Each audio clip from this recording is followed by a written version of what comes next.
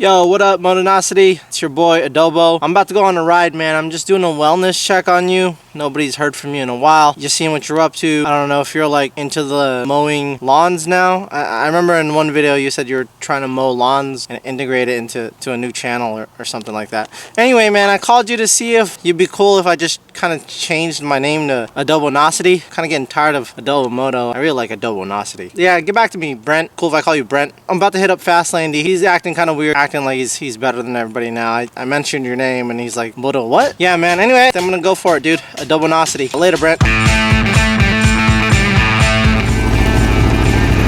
Man, I'm not gonna lie, that looks way better than before. Woo, what is going on, fam? Welcome back to another Riding and Talking. It's cold as hell. I know it looks freaking beautiful, but I need some coffee. My fingers are freezing. Let's go. So the first bike I would get is probably the Kawasaki Gsxr, the 2007 wheelbarrow looking one. The reason people call it the wheelbarrow is because of the two dual tip exhausts in the back. It's also considered one of the ugliest Kawasaki sport bikes ever made. I know there's very few that actually like the look of that bike, but most of us, we think it's freaking ugly, man. And honestly, I don't know if there's much wrong with them. I heard they're actually pretty reliable. So I'm guessing the real reason you can score them for cheap is because of the fact that they're so freaking ugly.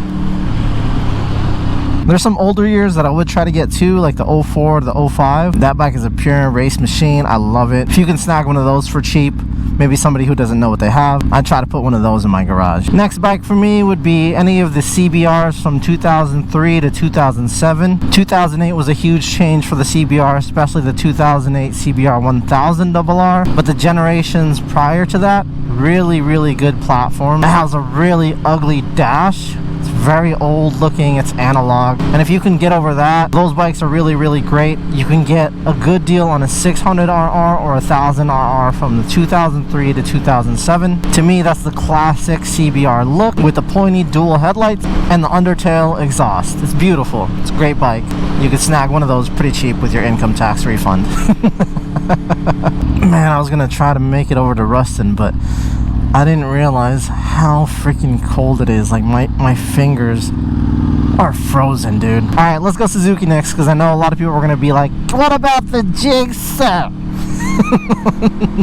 It's like every motorcycle conversation you will have to mention the Gsxr, otherwise the freaking Gsxr boys are like, what about the Gsxr? So let's go Gsxr next. I would say 06 to 07 Gsxr 600, 750, and then 2007 to 2008 Gsxr 1000. Those two would be on my list. For 08, the Gsxr 600 did change. It got that little bird looking headlight, and then obviously you got the iconic 05, 06 Gsxr 1000, also known as K5, K6. I don't want to confuse all you ding-dongs who don't know what that means, but yeah, Gsxr, you can't go wrong. There's a ton of them out there for sale, and you can always get a Gsxr for cheap, especially in those years that I just talked about. Okay, let's do Yamaha next. Yamaha's a little weird. I'm not gonna put the R6 up there. I'll tell you why. Everybody wants freaking buttloads of money for their crappy R6s with a crap ton of miles. The R6 is one of those anomalies. They've just been like, I don't know, the prices have been really ridiculous for what I would pay. If you really want an R6, you're just be prepared to pay stupid money. So what does that leave us with? The R1. We're gonna skip the crossplane because there's no way you're gonna get an 09 nowadays for cheap. I'm gonna say 04, 05 R1. 06 had a little bit of a change if you can find an 06. I think the change was like 4 valves per cylinder to 5 valves per cylinder.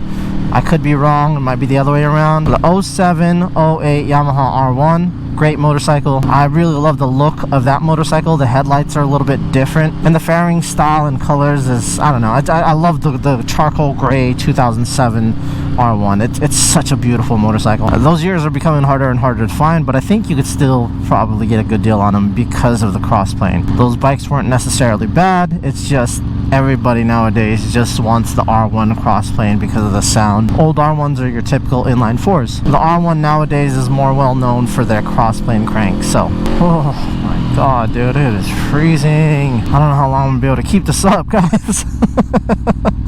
If it keeps getting like cold like this, even though it's nice, man, I might have to like get some heated gloves or some kind of, shoot, man, it's my fingers that are freezing and a little bit of my chest. I think I need to invest in some winter gear. I just don't want to spend that money on gear right now, man. But if I'm going to be motovlogging like every single day, pretty much, it might be a worthy investment. We'll see. You guys got to like and comment and share this video, man. I got to make more money than coffee money to be able to keep this up, fam.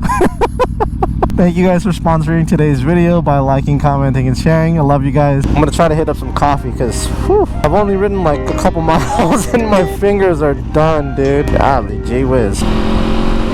See, the sun is out. It's just freezing cold, man. These are the winters I'm familiar with. Coming from northern Nevada, man. Holy cannoli. It'll be bright as summer. And it'll be like 20, 25 degrees.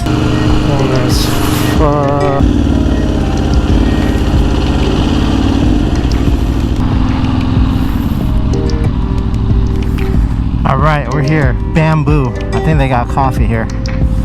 So it's perfect. Iconic stop. Oh yeah. See if I can get a picture.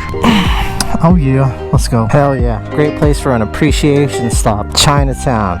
Or is it Vietnamese town? I don't know. This is 38th Street in Tacoma.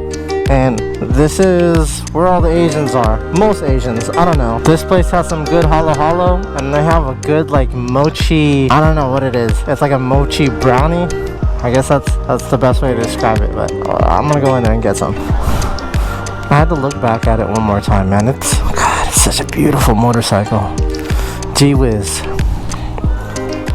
Yo, what up, Chase? I know you're on your January hiatus. I was wondering if you'd be interested in taking me on as an intern. I'm trying to get to 1 million subscribers this year. Us dad bods gotta stick together, you know what I'm saying? So maybe we could do like a first ride, except we'll get cheeseburgers. I don't know, I think it'd be fun to do a Chase on 2 wheels and Adobo Moto first ride to In-N-Out or I don't know what you guys got out there, Whataburger or whatever, but yeah, man, let me know, Chase. I'll catch you later, man. Ooh, that was some hot Vietnamese coffee. I've never had Vietnamese coffee hot, and they made it like piping hot, bro.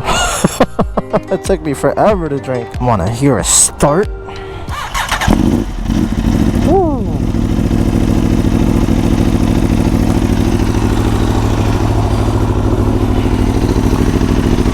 So far, no leaks. I don't know if it was just residue, but I've been trying to ride it to see if it would start leaking or seeping. Nothing.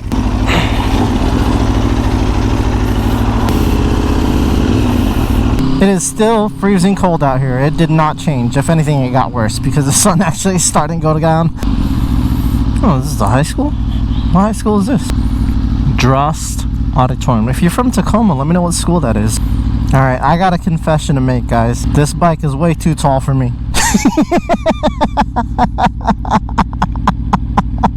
God, it's so annoying to street ride this thing, man. It's not even like when I'm on the bike, it's fine. It's like the stop and goes and the stupid, like, oh my gee whiz. Holy cannoli. Riding the Grom is so fun because I can put my feet down. Riding the Sur-Ron is so fun because I can put my feet down and I can wheelie that thing. Riding this thing, like, stop and goes? Dude. One of the most annoying things ever.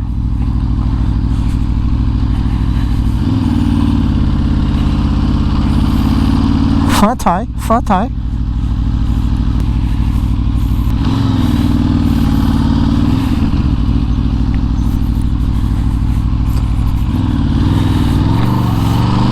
See, I do crap like that just so I don't have to put my feet down. Golly gee whiz. So there's one more bike on my list that I think you guys can get for a pretty good price. I have ridden this bike. I've never owned one. It was a good friend of mine's. It's super nimble, despite the fact of how big the motorcycle is. You guys know which one I'm talking about. It's the 99 to 01 or whatever, the first gen Suzuki Hayabusa. That's right, the first gen Suzuki Hayabusa. I think it's a great motorcycle and you can get them for a really good deal. I personally don't think the Busas have gone up in price because they still make them. If anything, the second gen Busas is what everybody's trying to get. If I were to get a Busa, I would get the second gen. I love the looks of the second gen more than the first or the third gen, but I've personally ridden a stock wheelbase first gen Hayabusa, and I'll tell you what, super nimble. once you're actually sitting on it and riding it, super light. The power is super linear, and all the prices that I've seen, extremely affordable for what you get. It's a great touring bike, it's a great sport bike, it's a great everyday bike, and you got that Suzuki reliability. If I was on a budget and I wanted something really interesting that I could ride every day in the city, long rides, canyons, even track days, and I can't afford an S1000RR, yeah, I would get the first gen Hayabusa. Notice how I didn't mention any Italian manufacturers?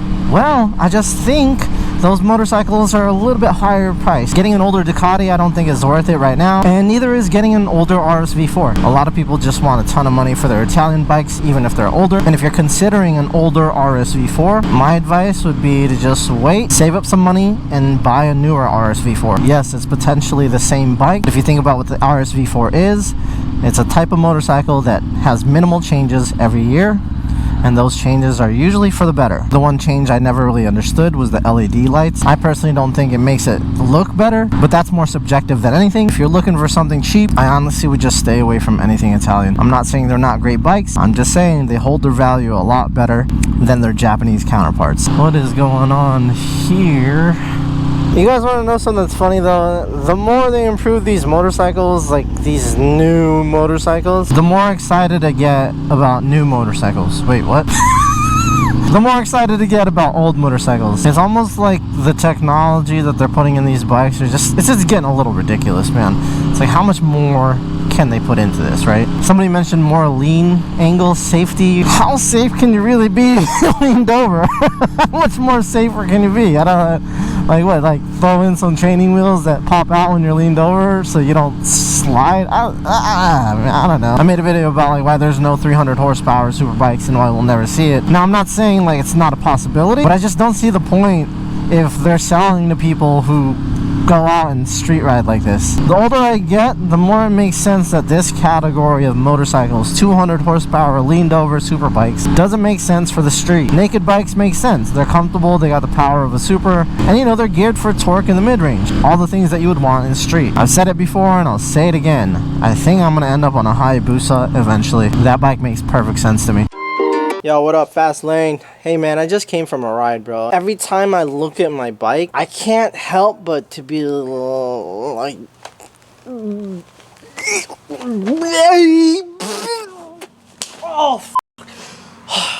how do I stop this? Babe!